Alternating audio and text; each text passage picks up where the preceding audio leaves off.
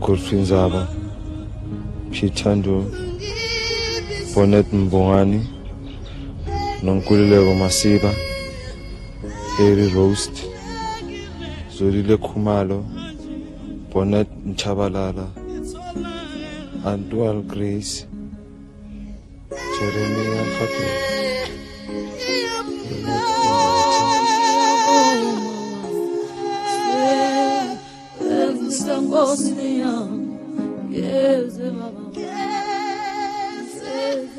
Hector Pieterson,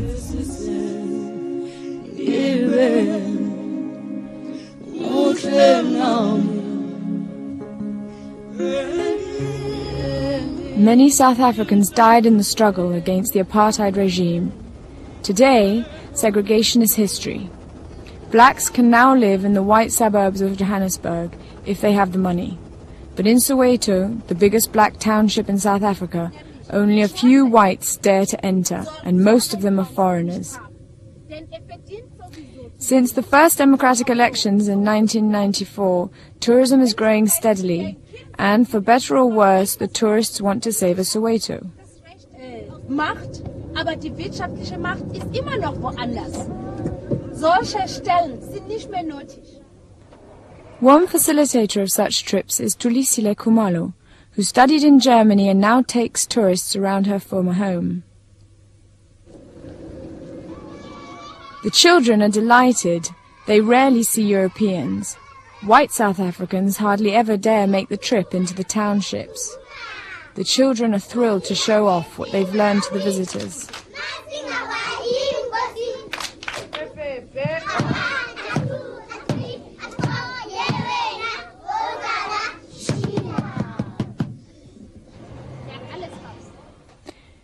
Tulisile Khumalo wants her township to benefit from the tourist boom.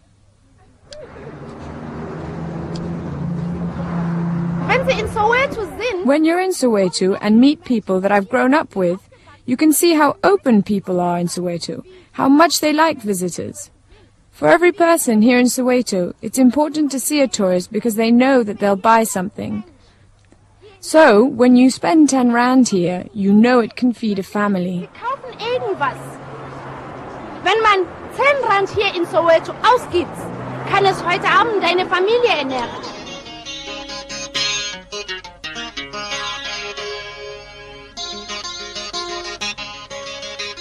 The southwestern township, Soweto for short, is 25 kilometers from Johannesburg, where most residents work if they have jobs. Officially, the unemployment rate in South Africa is 42%. In Soweto, it's much higher. Here, poverty, unemployment and crime rule.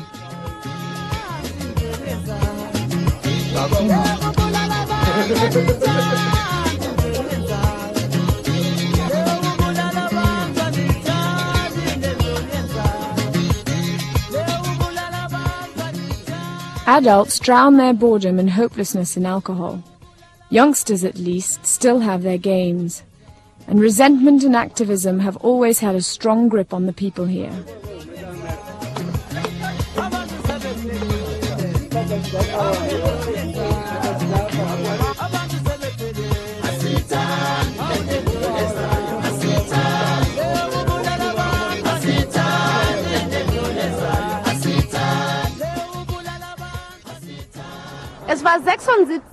It began in 1976 with a demonstration by school kids.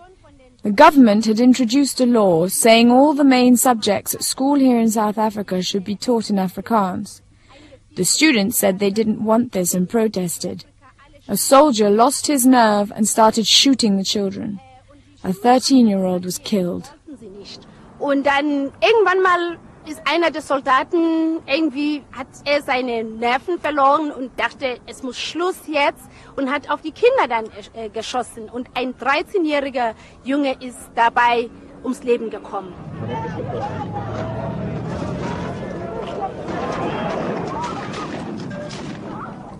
Hector Pieterson was that child, one of the first children to be shot.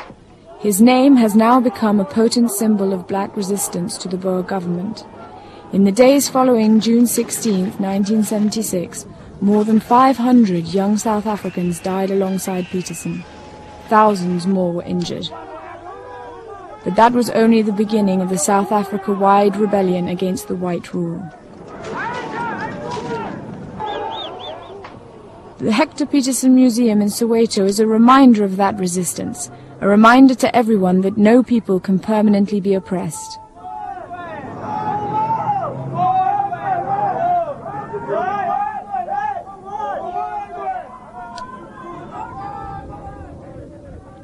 One person who lived in close contact with the unrest is journalist Marion Mayer-Hohdahl. During the rebellion, few white reporters were allowed into Soweto. Political activists used to meet here, in the Regina Mundi church. There was sort of a state of emergency which was not declared at the time, but people were not allowed to be in the streets at night. The army will beat them up, the police will beat them up. They didn't want gatherings of more than 5 people.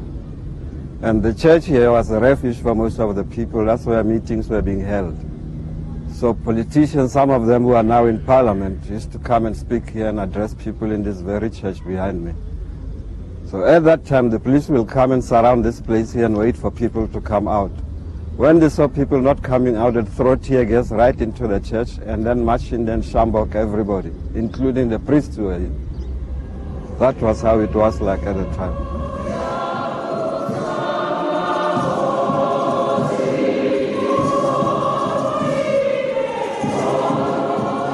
Now on a pension, Martin was not only a journalist, but also close to the African National Congress.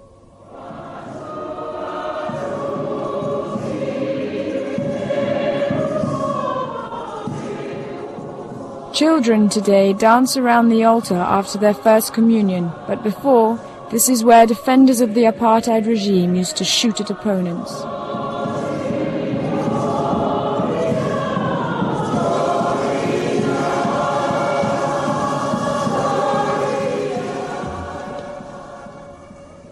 Separate entrances for whites and blacks still remain, but only in the Apartheid Museum in Johannesburg. The hated pass, which classified people by race and skin color, has also disappeared, like the gallows. It's been over 15 years since images like these went around the world. The decades of long white oppression had pushed youths in the townships to the limit. They wanted their rights and they wanted them now, and not to be second-class citizens. Youths in the ghettos played cat and mouse with the police. They were militant, angry and impatient. Many lost their lives. Most young blacks couldn't ever hope to have a regular education.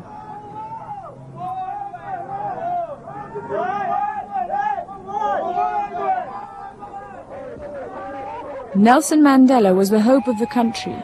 After he was freed from Robben Island prison and was voted president 4 years later, there was freedom in South Africa. Mandela wanted reconciliation between blacks and whites.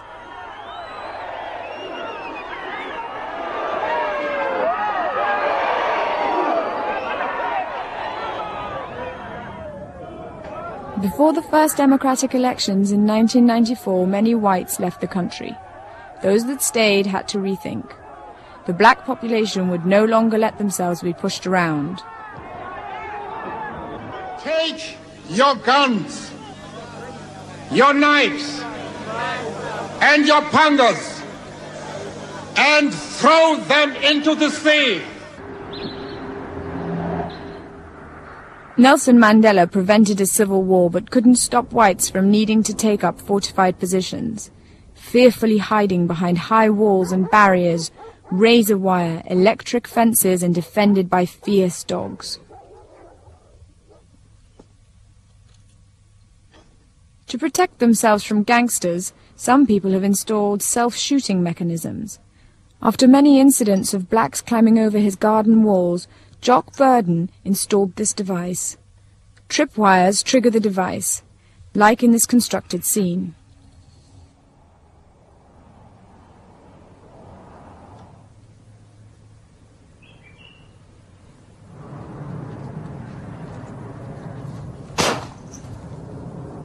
as everybody is saying, that the law and order has broken down. The courts are overloaded. The police have no powers anymore.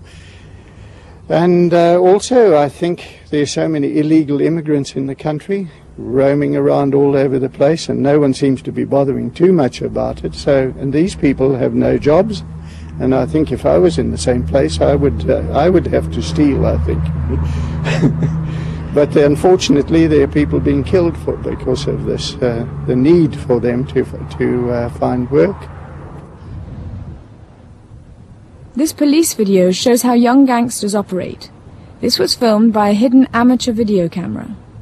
Since 1994, more than 12 million South Africans have been victims of crime, such as violent car hijackings. Sometimes the car owners have been brutally killed. This girl was lucky. Only her car and purse was stolen.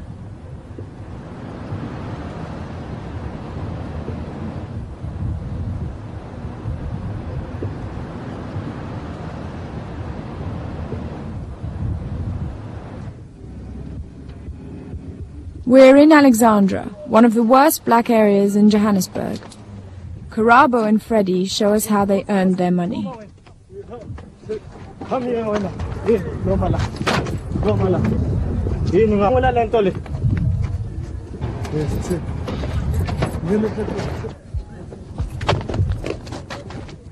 They stole a car almost every day using armed violence.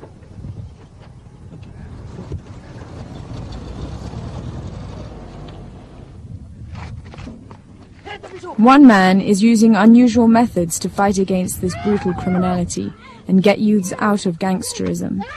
He uses violence. The bishop came and he beat me. He talked to me. If I stayed a gangster, then I had no future. I would land in prison and die young.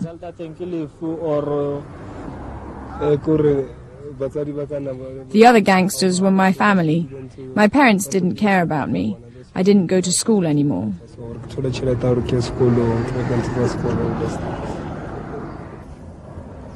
Hi guys. How are you? Okay. Well, these two young guys, this one I beat him till he get right, as he was doing this car hijacking. And then this one he was busy with housebreaking, and then this one I just talked to him. This one I talked to him, and then again I beat him. So at the moment I succeed because they are doing something different in community.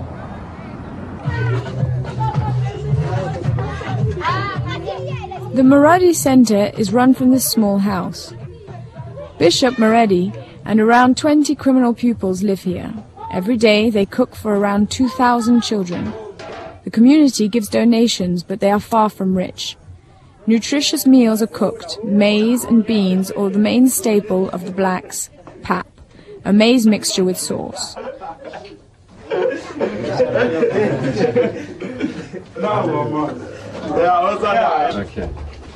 Guys like this, huh? Yes, please.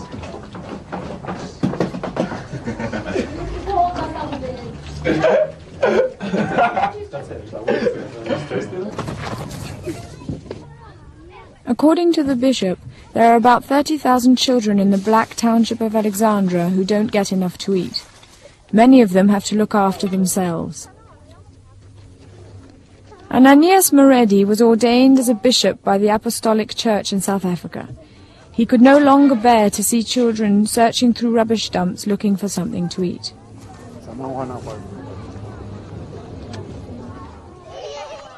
500,000 people live in the cramped quarters of Alexandra. Every day, Bishop Maredi, his gangsters and volunteers distribute the food. For many children, it's the only meal of the day.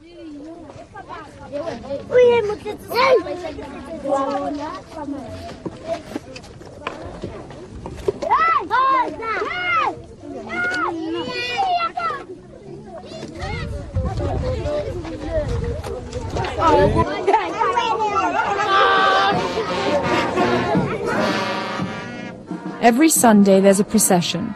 The priest walks with the former criminals through the streets to show them to the community.